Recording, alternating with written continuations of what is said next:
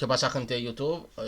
Estamos aquí en Twitch, seguidme en mis redes sociales y tendréis más contenido mío porque ya sé que soy una rockstar y me queréis ver siempre, siempre, siempre y para siempre. Hoy vamos a leer un cuentico de esta señora, de Angela Carter. La tenéis también en el canal, tenéis más cuentos en una lista de reproducción, ya que hace tiempo que no leemos unos cuentos un poquito más macarras. Y vamos a ver cuál nos toca hoy. Es un libro gordo, dura tapa, gordaco, son sus cuentos completos. Venga, vamos allá. Hoy nos toca Requiem por un mercenario. Pues vamos a ver qué nos cuenta esta señorita. Ya sabéis que escribe maravillosamente, pero es impresionante. Es una cuentista, una de las mejores que he leído en mi vida. Vamos allá. Te recuerdo tan claramente como si hubiese muerto ayer. Aunque no te recuerdo a menudo, suelo estar bastante ocupada, pero una vez le hablé de ti al comisario. Le pregunté si opinaba que había hecho las cosas bien. ¿Él habría hecho lo mismo? Pero él me dijo que si quería la absolución, él sería la última persona a quien convendría pedírsela y que, además, hoy todo ha cambiado y ya no somos los mismos. Recuerdo que yo vivía arriba, en un desván, en una casa situada en una plaza. La mayoría de las ventanas del resto de casas que rodeaban la plaza estaban selladas, y las puertas tenían tablones claveteados, pero no estaban deshabitadas. Aunque todas aquellas casas aguardaban la demolición, contenían un puñado de pequeños hogares más bien poco lícitos, cuyos miembros entraban y salían a hurtadillas por entradas secretas.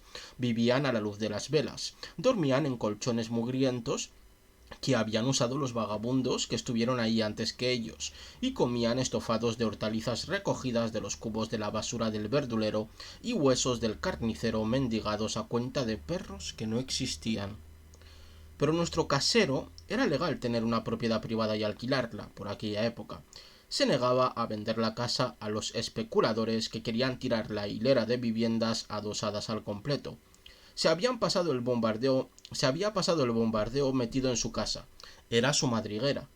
Levantó las paredes cariadas para formar una acogedora cúpula sobre su cabeza y se sintió circundado de una seguridad en la que, por más que ficticia, creía a pies juntillas. Alquilaba sus habitaciones a precios antiguos porque no sabía que los tiempos habían cambiado. ¿Cómo iba a saberlo? Jamás salía de casa. Estaba postrado en una silla y casi ciego. Su cuarto era su mundo, su casa el universo desconocido que conocía, pero en el que nunca se aventuraba. Todo lo demás era incognoscible. Ni siquiera sabía que los chicos que vivían en el sótano rellenaban botellas de leche con gasolina para provocar explosiones. Una chica vivía con ellos en el sótano.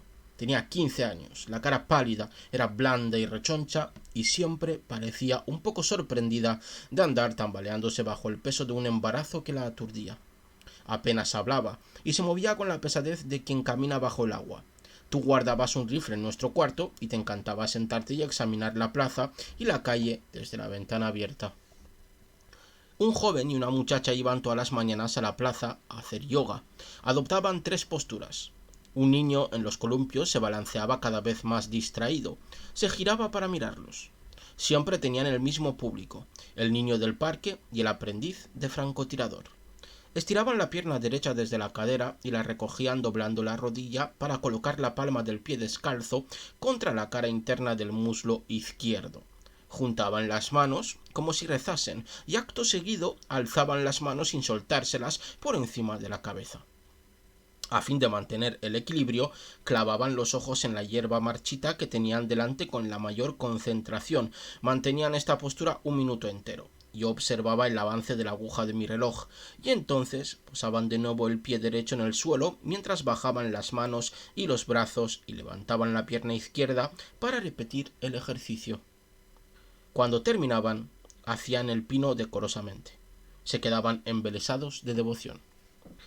X los contemplaba a través de la mira de su rifle mientras desgranaban su repertorio entero de movimientos. Me moría de miedo cuando echaba hacia atrás el seguro y no me atrevía a decir nada. Conocía de vista a la pareja. Ocupaban ilegalmente una casa del otro extremo de la plaza. Eran inofensivos como las palomas que anidan en el tejado. Cuando terminaban, se largaban. X ponía de nuevo el seguro y se reía. a mí me tenía aterrorizada con aquellos hábitos asilvestrados, pero él me decía que un asesino de verdad tenía que ser indiferente como el tiempo, y que, cuando observaba la plaza, no hacía más que practicar esa indiferencia. Entré en su mundo cuando me enamoré de él, y solo experimenté una sensación de privilegio en su aislamiento. Nos habíamos exiliado deliberadamente del curso de los acontecimientos cotidianos, y estábamos orgullosos de vivir entre paréntesis. Salía a tomar un poco el aire nocturno, a veces, cuando las calles estaban atestadas de una luz amarilla horrible que detergía la sangre que corre proveniente de los accidentes de tráfico y hace que no parezca real. Caminaba por la calle durante kilómetros y habría dado palmadas con placer infantil, habría aplaudido la detonación de la última estación. A duras penas parecía posible que la ciudad pudiese sobrevivir al verano. El cielo abierto como los huevos de Pascua de joyería que los zares se regalaban entre ellos. La noche se partía como en dos valvas de una concha oscura y derramaba explosiones. Como vivía en una casa llena de terroristas aficionados, sentía como si yo misma encendiese las mechas y causase aquellos despliegues de pirotecnia. Luego me sentía casi omnipotente, igual que X, cuando se colocaba con su rifle presidiendo la plaza desde la ventana de mi habitación. Vivía arriba de todo, en un desván. Flotaba sobre el verano en mi desván como si fuese la góndola de un globo aerostático. Abajo se extendía Londres con las piernas bien abiertas. Era una puta lo bastante servicial como para hacernos un hueco entre sus abrazos, aunque costase tanto amarla. Es tan vieja que tendría que estar jubilada, dijiste. Esa vieja chocha. Pinta con trazos tan espesos por encima del residuo estratificado de la apariencia del ayer y del anteayer y del día antes de anteayer que uno a duras penas es capaz de distinguir los quistes y tachas bajo tanta capa de pintura, graffiti y viejos carteles. Una ciudad de Londres voluptuosa, opresiva, corrompida, autoconsciente, adobándose en el jarabe de su propia descomposición como si fuese un baba aurum, mientras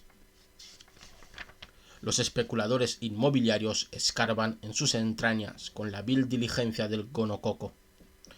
Entra en juego un febril e histórico glamour similar al de las luces de verano en lo que a esta ciudad debilitante se refiere.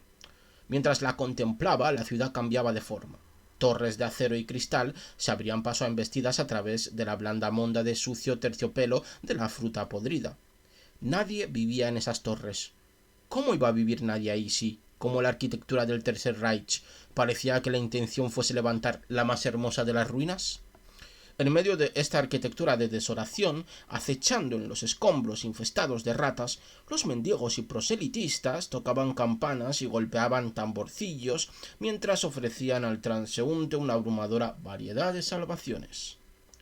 Los que vestían togas azafranadas y se habían rapado la cabeza invocaban a dioses del subcontinente indio, pese a que nuestros vecinos nos decían que debíamos confiar en Jesucristo. Pero nuestra salvación habría de ser la gelignita. El sótano de la casa en la que vivía se había convertido en un polvorín. Cualquier chaval con 2 dedos de frente es capaz de montar una granada de mano. Era la época de la cruzada de los niños. Y aquí hay una nota a pie de página que dice lo siguiente. Aludamos a la versión de esta leyenda histórica que seguramente encaja mejor con el tono de estas piezas profanas. La marcha de varias decenas de miles de niños que salen de Alemania y Francia en 1212 con la intención de llegar a Jerusalén. A los visionarios. Dios les ha prometido que el mar se abrirá. El mar no se abre.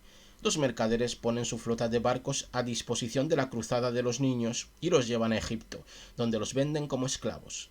Las investigaciones históricas subrayan que la edad de los integrantes de aquellos movimientos no era tan corta, o que el grueso lo formaban vagabundos y mendigos. También debemos tener en mente aquí la cruzada de los niños de Schob, las puertas del paraíso de Andrzejewski y Matadero 5 de Vonnegut. Un muy buen libro, Matadero 5. Era una época extraña, en suspenso. La ciudad nunca había estado más hermosa, pero no sabía entonces que solo me parecía hermosa porque estaba condenada y yo era la inocente esclava de la estética burguesa, que siempre ve un encanto elegíaco en la decadencia. Recuerdo noches de terciopelo erizadas de amenaza y hermosas lloviznas de chispas cuando un pirómano aficionado le prendía fuego a una comisaría. Mi casa siempre estaba llena del murmullo resplandeciente de los árboles de la plaza movidos por el viento, así que aquello parecía el mar entrando en tromba por los pasillos y las habitaciones. Parece como que está una revolución, están ocurriendo muchas cosas, ¿no? En Londres.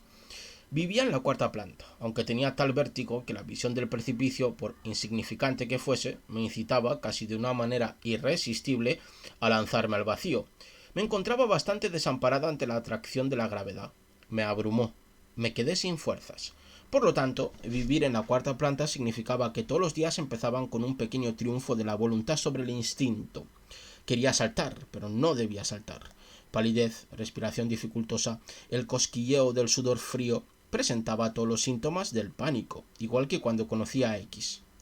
Aquello fue como ponerme al borde de un precipicio, pero el vértigo que experimenté entonces provenía de una sensación de reconocimiento. Aquel precipicio era el de mi propia vacuidad. Me lancé al instante, pues mi inocencia era tan absoluta que vi en aquel acatamiento el colmo de la sofisticación. Era un verano tan bello como los que precedieron a las guerras. La señora de las Indias Occidentales, que dirigía la lavandería del vecindario, siempre llevaba un sombrerito de fieltro con un velo, como si estuviese decidida a mantener las apariencias aun en las circunstancias más extremas. Empujaba la tierra del suelo con un mocho empapado y cuando terminaba su tarea se sentaba en una silla a leer en voz alta y para sí misma de una Biblia manoseadísima con una inefable y quejumbrosa cadencia, como con la voz de un pájaro regañón. Aquí y allá soltaba exclamaciones a propósito de cosas que encontraba en el libro. Una vez que eché un vistazo por encima de su hombro mientras gemía Hosana, vi que estaba leyendo el Apocalipsis. Los ocupas convirtieron en templo la casa de al lado. Se pasaban toda la noche, mientras nosotros preparábamos artefactos explosivos en el sótano, cantando Niño Jesús, Niño Jesús, Niño Jesús. Jamás hubiese imaginado que Lenin estaba en lo cierto cuando dijo que en la revolución no había lugar para la orgía, aunque hubiese leído a Lenin. Aquello a lo que nos entregábamos en la cama parecía ser una actividad que podía, por ella misma, poner patas arriba al mundo. Los ojos licantrópicos de X refulgían en la oscuridad como mechas. Experimentaba un placer tremendo en el temor que me invadía cuando me estrechaba con fuerza. Quería ser la Madonna de las barricadas. Habría disparado a todo el que me pidieses, siempre que no saliese herido. Noté que no necesitaba comprender nada más que mis propias sensaciones. Noté que, igual que los primitivos, aquellos ceremoniales que organizábamos podían vivificar la tierra muerta. Tus besos por mis brazos eran como balas trazadoras. Estoy perdida. Fluyo. Tu carne me define. Me convierto en tu creación. Soy tu reflejo carnoso. La libido y la falsa conciencia caracterizaron las relaciones sexuales durante la última crisis del capital, dice el comisario. Un hombre construye su propio destino a partir de su percepción del mundo. Tú te embarcabas en conspiraciones porque creías que los objetos más modestos estaban embarcados en una conspiración contra ti. Tu convicción era contagiosa, me impresionó. Hasta las fresas huelen a sangre este verano, señalaste con deleite anticipado. Cada vez te encontraba más a menudo apostado en la ventana, practicando tu indiferencia. Me describías el estado de la revolución permanente.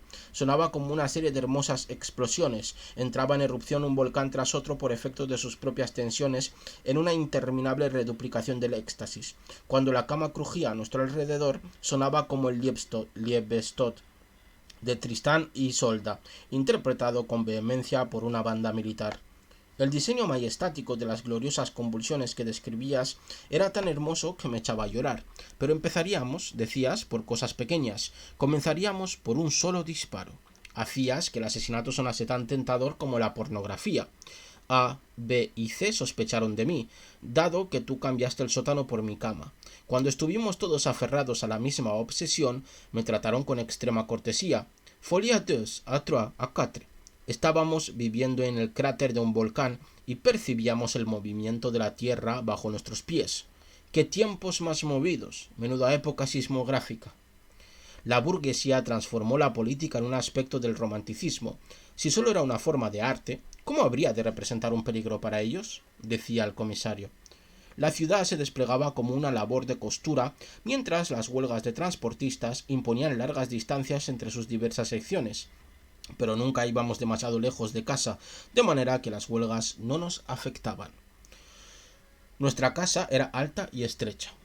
Unos escalones desgastados conducían abajo. El casero vivía en la habitación principal de la planta baja. Se apostaba frente a la televisión, intentando sacar algo en claro del revoloteo continuo que captaban sus ojos, el pobre con su bastón y sus gatos. Tenía un lavabo, un fogón y un armarito donde guardaba el pescado de los gatos. Hervía aquella comida 2 veces por semana y la almacenaba en un cuenco de plástico una vez hecha. La casa apestaba a pescado pasado. Teníamos que quemar incienso cada 2 por 3 para atajar el olor. Tapaba la mesa con papeles de periódico y colocaba el pescado para sus gatos en platos individuales.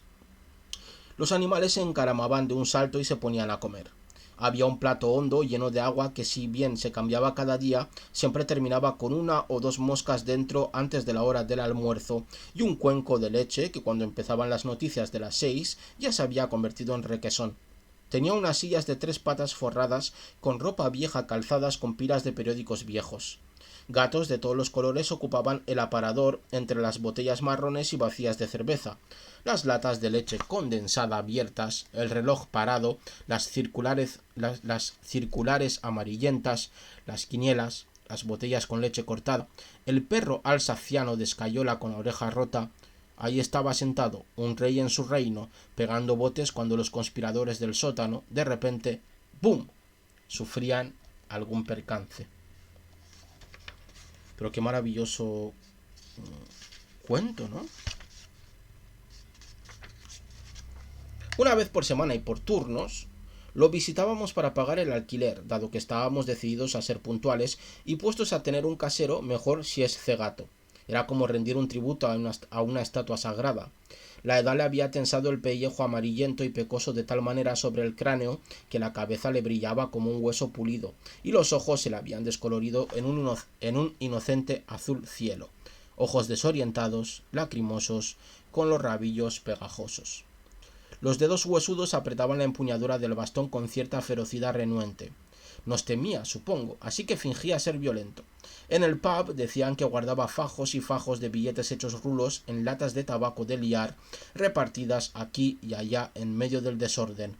Se bebía el pago de los alquileres como una esponja, pero no sospechaba nada, a diferencia de los gatos que erizaban la cola cuando entrábamos en la habitación. Algunas veces bufaban. Una vez el anaranjado te arañó. En la primera planta vivía un travesti de mediana edad, pero estaba demasiado abstraído en su aberración como para prestarnos demasiada atención. Se aventuraba al exterior para dar breves paseos alrededor de la plaza a la luz del atardecer, que velaba tiernamente su excentricidad, tambaleándose con sus zapatos de 12 centímetros de tacón, clavando en el suelo a la manera de un escalador la punta de su larga sombrilla cerrada. Llevaba para aquellas expediciones una gabardina de 2 piezas y una falda de tubo, y se echaba al cuello una piel de zorro.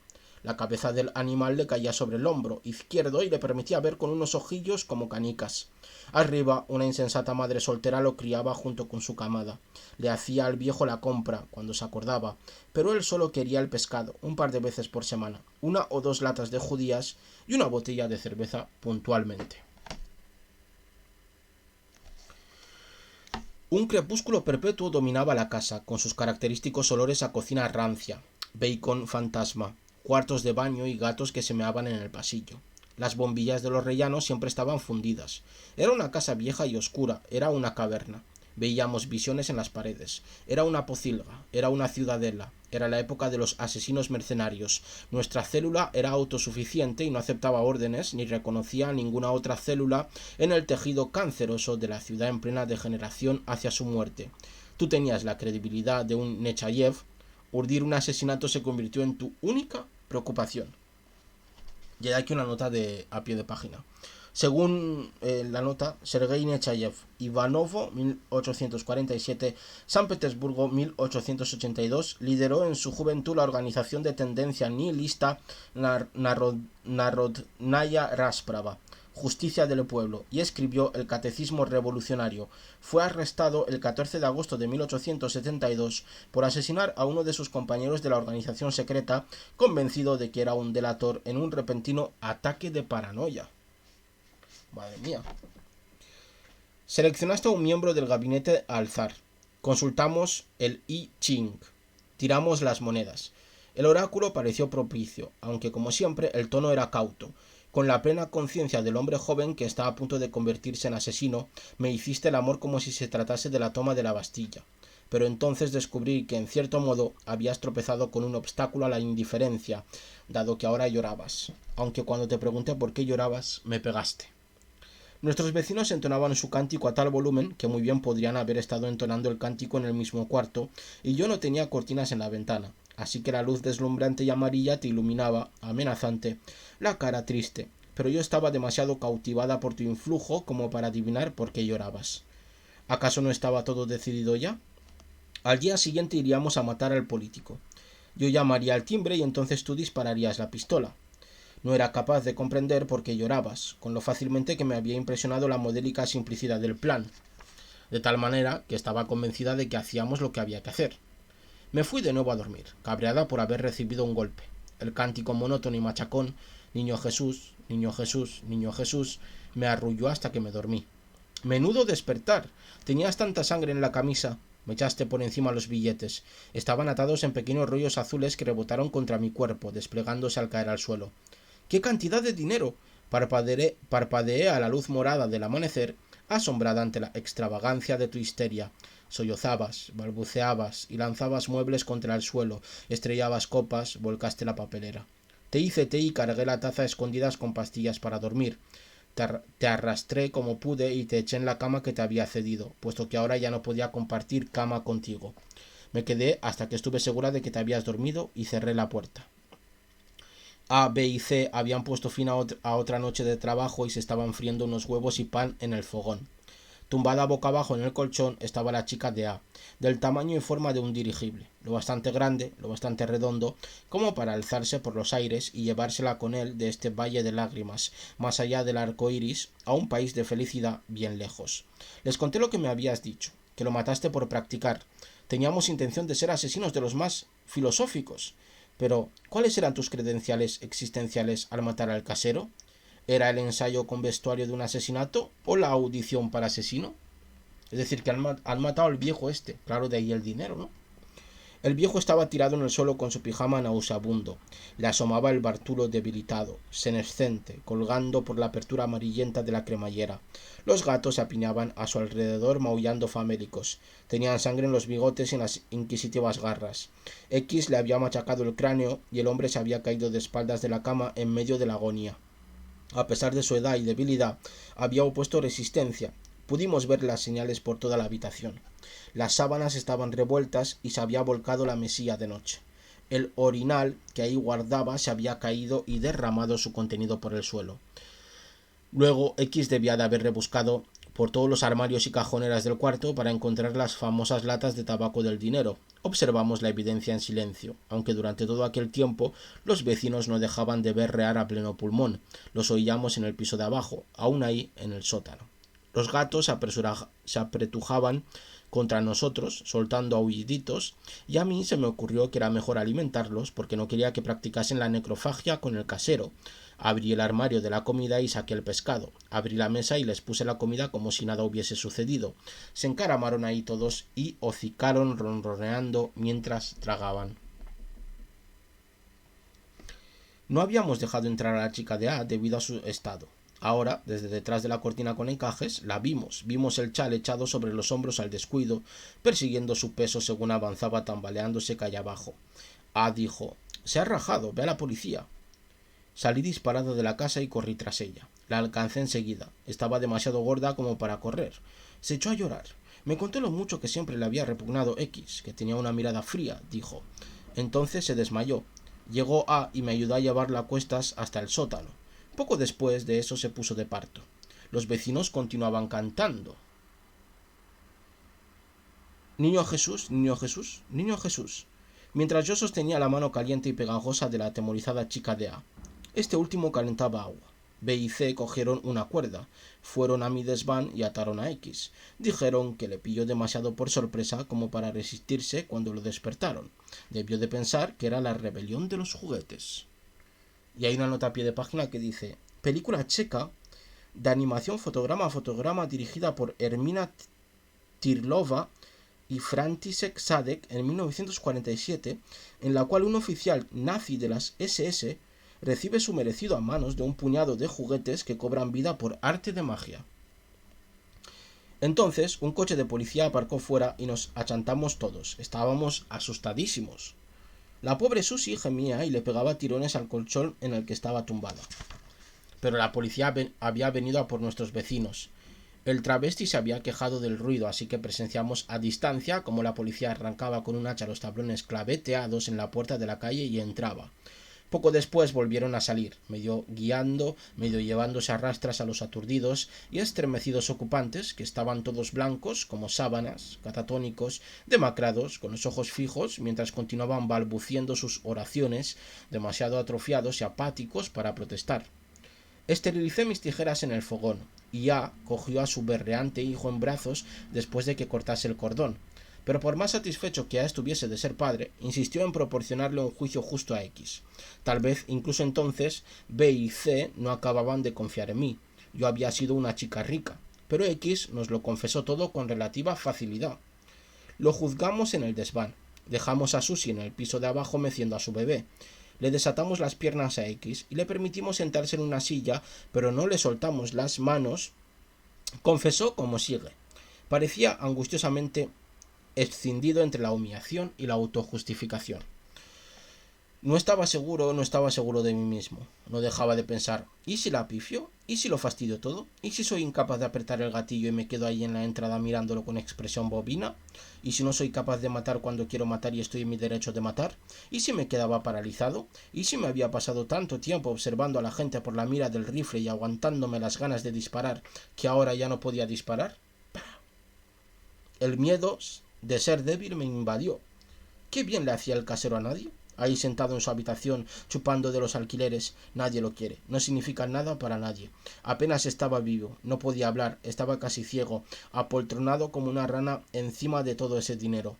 Me entró el frenesí, recé. Sí, recé. El miedo a fracasar me provocó un ataque de pánico. Recé y la respuesta llegó. La dejé durmiendo, cogí la pistola y me fui a la habitación del casero. No se despertó cuando entré, pero los gatos se despertaron todos. Se estiraron, saltaron de las sillas y de los armarios y la cama y se me acercaron maullando. Formaban una oleada de pelaje dotada de ojos y bocas. Él se despertó al oír a los gatos y también se puso a maullar. ¿Quién anda ahí? ¿Meninos? ¿Qué sucede? ¿Meninos? Yo no tenía nada contra él cuando entré en su cuarto. Nada.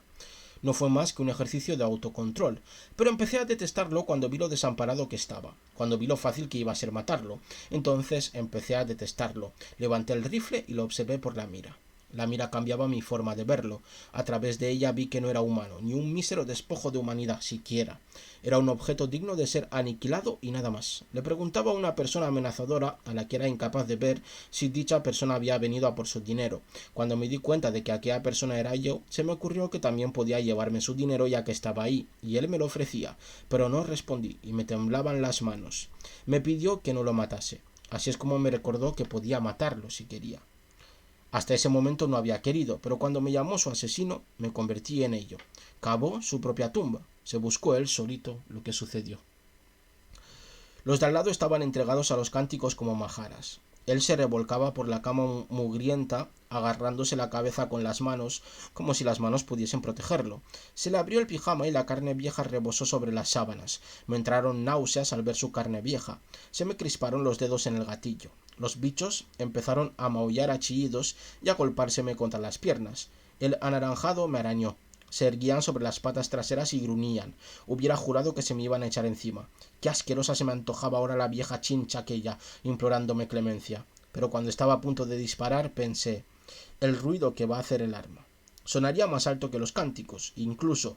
El ruido despertaría a Sornavo. Sornavo se despertaría. Se echaría su negligé por encima de los hombros y vendría a ver qué pasaba. La mujer de arriba se despertaría, o se despertarían sus niños. Bajarían todos hasta el de 4 años, restregándose los ojos soñolientos. Fantaseé con un holocausto, arrasar con todos. Pero me sentía demasiado contenido. Qué buena persona es este señor, ¿eh? Bajé el arma. El viejo rebuscaba en la mesilla de noche, donde guarda el orinal. La mesilla se volcó de tanto que llegó a menearla. El orinal salió despedido y cayó al suelo. Todos los gatos erizaron el pelaje, arquearon el lomo, dieron bufidos y se encogieron porque el estruendo del orinal los había asustado, pero el viejo rebuscaba sus ahorros en la mesilla y encontró una latita. Desparramó los billetes por todo el suelo. Estaban enrollados en la lata como papeles ondulados. Cayeron sobre los meados y los gatos saltaron sobre ellos y comenzaron a darles golpecitos con las garras de aquí para allá. Agarró unos cuantos billetes entre las manos y me los tiró. «Toma, es todo lo que tengo». Pero yo sabía que tenía un montón de latas de tabaco más llenas de dinero. ¿No es lo que dice todo el mundo? Cuando intentó comprarme a tan bajo precio, perdí toda piedad y le machaqué la cabeza con la culata del rifle hasta que dejó de moverse. Vaya escena más dura, ¿eh? Nos miró como si estuviese seguro de que lo comprendíamos todo perfectamente.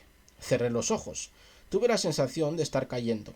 Sin embargo, cuando los abrí, el abismo seguía ahí. Yo me encontraba en el borde. Ahora se me habían abierto los ojos. La percepción, la lucidez, se convirtieron en mi nueva profesión. Al concluir el relato, X se echó a llorar como un niño, como si mereciese que sintiéramos lástima por él, y entonces todavía le temí más, por si de verdad empezaba a tenerle lástima. Mientras lo veíamos lloriquear, nos hicimos mayores. Él lloraba como un bebé, y nosotros nos convertíamos en sus padres. Teníamos que decidir qué le convenía más. Ahora yo era su madre, ellos su padre, y contemplábamos todos nuestra responsabilidad común como su causa en la naturaleza azarosa de su efecto. Para ti debe de ser peor, me dijo A, porque yo había sido la amante de aquella persona, pero un mismo terror nos atenazaba a todos, dado que la complicidad se había roto al actuar él solo por y para sí mismo, y ahora podíamos apartarnos de él y al juzgarlo, juzgarnos. Voy a intentar describirte mejor. Me alegro de que murieses antes de que se levantasen las barricadas. Cumplimos y recibimos nuestro castigo en ellas, pero no me hubiese gustado tenerte a mi lado con una ametralladora en las manos, porque tú eras tu propio héroe, siempre el tuyo propio, y no habrías aceptado órdenes fácilmente. Pero hubieses sido un piloto kamikaze de primera, de no haber tenido tanto miedo de morir. Nos hiciste creer que eras nuestro líder, así que, mientras tú dabas las órdenes, ¿cómo íbamos a convertirnos en una alianza? Compartíamos contigo la más honda complicidad. Admirábamos tu paranoia. Mientras te admirábamos, creíamos que eso conformaba una explicación de los acontecimientos en sí misma. Pero yo siempre te temí un poco porque me agarrabas demasiado fuerte y me hacías correrme con la destreza brutal de un cazador destripando un venado. Después de oír la confesión de X, le dimos a beber un poco de agua y le atamos de nuevo las piernas antes de amordazarlo, por si intentaba pedir auxilio a Sornabo o a la madre soltera de abajo. Entonces bajamos al sótano para debatir qué haríamos con él. La chica de A amamantaba a su bebé. Parecía sombría, pero enteramente satisfecha con su propio milagro. Estaba enfadada por el encierro y dijo que nunca dejaría a A porque era el padre de su niño, pero creo que eso se debió a la emoción generada por la generación del bebé y no estaba de más que siguiésemos recelando de ella. A le hizo un poco de arroz integral con verduras y le añadió un par de huevos porque necesitaba alimentarse. Tras muchas deliberaciones, B le llevó algo de comida a X, pero este lanzó el plato por el suelo. Ahora se mostraba irritado, nos contó B. Pensaba que nos estábamos comportando irracionalmente. Había recuperado bastante la vieja confianza en sí mismo, por lo visto, pero nosotros ya habíamos perdido la nuestra en él. Llegamos a una decisión unánime, aunque C... Menudos recuerdos de viejas películas. Al principio quiso encerrar a X solo en mi desván con un revólver y dejar que él mismo se quitase de en medio. Pero nuestro consenso convenció a C de que X jamás haría eso, por más que le diésemos la oportunidad. B cogió un rollo de soga gruesa del armario de debajo del lavabo. Esperamos hasta que oscureció. Escuchamos ausentes la radio y oímos que habían llamado al ejército para dispersar la huelga de los trabajadores de la fábrica de automóviles, pero estábamos todos tan afectados por la tremenda gravedad y el inesperado giro de los acontecimientos en el seno de nuestra célula que no nos conmovió.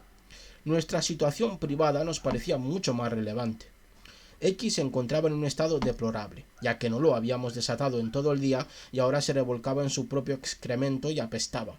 Estaba de muy mala uva y nos maldijo, pero cuando vio la soga, al principio se rió para intentar librarse del nudo y luego gimoteó. No hay otra manera de referirse a aquel deshacerse en lágrimas y súplicas. Que fuésemos capaces de actuar sin él pareció dejarle estupefacto. A sostuvo el revólver. Hampstead Head no estaba lejos. Lo obligamos a caminar con los brazos atados y el cañón del revólver en la espalda. No nos encontramos con nadie por las calles. Los que pasaban por ahí nos evitaban, pensarían que éramos borrachos, y el Head mismo estaba vacío salvo por una fogata lejana que marcaba, quizá, el campamento de alguna familia de sin techo. Ahora la luna estaba bien alta. Enseguida encontramos un árbol adecuado. Cuando X se dio cuenta de que no tenía escapatoria, se quedó callado, pero cuando le pasé el nudo alrededor del cuello me preguntó si lo amaba. Me pilló por sorpresa. Me pareció tan fuera de lugar, pero le contesté que sí, que lo había querido y comprobé el nudo corredizo. B y C tiraron de la soga. Fue izado como una bandera. Había una luna bermeja de un tamaño ominoso y demasiado baja sobre los arbustos susurrantes. Después del crujido del cuello al partirse, bailó con euforia bajo el astro durante 5 minutos. Se le vaciaron los intestinos. Menudo estropicio. Qué buena es esta mujer, macho, y qué duro es sus cuentos, tío, pero son buenísimos. Obviamente son para adultos, ¿no? Pero cuando se quedó colgando flácido, cortamos la cuerda para bajar el cuerpo y lo tiramos entre los matorrales. A vomitó y B sollozó un poco, pero C y yo lo tapamos con hojas como los petirrojos de Babes in the Wood. Y aquí hay una nota a pie de página. Babes in the Wood es un cuento tradicional infantil en la estela de Hansel y Gretel, con la diferencia de que los niños, confiados a un pariente a la muerte de los padres, son entregados a un par de matarifes de inmediato. Estos los abandonan en el bosque, donde mueren y son sepultados con hojarasca por los petirrojos. Bonito cuento, ¿eh? Jo. Mantuve una calma tan tremenda que C me dijo: «Te estás convirtiendo en una tigresa, y yo que siempre te había considerado una gatita». Yo creía que se había hecho justicia, aunque hubiésemos sido nosotros los perpetradores tanto del crimen como del castigo, y no hubiésemos cavado una fosa para enterrar a X porque queríamos dejar una fisura por la cual las circunstancias cotidianas de la justicia pudieran terminar saliendo a nuestro encuentro. Empezábamos a comportarnos con cierta dignidad. Nuestra lógica comenzó a adquirir una especie de virtud severa, si bien nos contemplábamos los unos a los otros con ojos velados y distantes. ¿Quiénes éramos? ¿En qué nos estábamos convirtiendo? ¿Era posible que hubiésemos hecho lo que habíamos hecho? ¿Cómo era posible que hubiésemos planeado lo que pretendíamos hacer? La chica de A y el niño durmieron pacíficamente en el sótano, donde nos preparamos un té que no sabía distinto a ningún té que hubiésemos bebido antes de colgarlo. Ahora B reveló una moralidad intransigente. Quería que fuésemos a la policía, nos sincerásemos y aceptásemos nuestro castigo, dado que no habíamos hecho nada de lo que tuviésemos que avergonzarnos. Pero A tenía que pensar en su hijo recién nacido y quería llevarse a Susie y al bebé a una montaña de Gales donde tenía amigos en una comuna para recuperarse ahí de aquellos excesos al aire libre. Sin venir a cuento, declaró que no sería capaz de volver a mirar la carne y que se cambiaría de acera cuando pasase por delante de una carnicería. Se sentó en el colchón junto a la chica dormida y fue asemejándose por momentos cada vez más a un marido y un padre corriente. Pero C y yo no sabíamos qué hacer, ahora ni qué pensar. No sentíamos nada más que un vacío, una pesadez sorda, un desánimo. La luz pura y fresca de principios de septiembre tocó con dedos meticulosos cuanto había en la habitación. Contemplamos el día con leve sorpresa, por el hecho de que fuese tan radiante como cualquier otro día, más radiante en realidad que la mayoría de los días. Entonces noté una pesada gota de lluvia que me cayó en el dorso de la mano, pero no era una gota de lluvia, ya que el sol resplandecía, ni el goteo del escape de una cisterna, porque la habitación del casero estaba justo sobre nuestras cabezas. Era una gota roja. ¡Horror! Era sangre, y al mirar hacia arriba vi la mancha del techo ahí donde rezumaba la sangre del viejo. Pronto comenzaría a oler. Nos pusimos a discutir. ¿Debíamos cavar un hoyo en el patio y enterrar al viejo? ¿Hacer el equipaje con 4 cosas y dejar la casa con nombres falsos y destinos secretos, como A quería? ¿O debíamos entregarnos a la ley, como B creía correcto? Instinto y voluntad de nuevo. Estaba apoyada en el alféizar de una ventana del 4º piso de un edificio que jamás había sospechado que existiese y no sabía si era la voluntad o el instinto lo que me dictaban que saltase, que corriese. Mientras discutíamos estos asuntos, oíamos un ruido sordo a lo lejos. Pensamos que era un trueno, pero cuando A encendió la radio para saber qué hora era, solo emitían música militar y el boletín informativo nos hizo saber que había tenido lugar el golpe. El ejército se había hecho con el poder, como si aquello no fuese nuestro hogar, sino una república bananera. Se estaban encontrando cierta resistencia en el norte, pero la iban aplastando con rapidez. Durante todo el tiempo que habíamos estado conspirando, los generales habían estado conspirando sin que nosotros supiésemos nada. ¡Nada! El trueno retumbó más alto, era fuego de cañones y mortero. El cielo se llenó enseguida de helicópteros. Comenzó la guerra civil. Comenzó la historia. Y esta historia va con mayúsculas. Y así termina este maravilloso cuento. Vaya locura de cuento, ¿eh?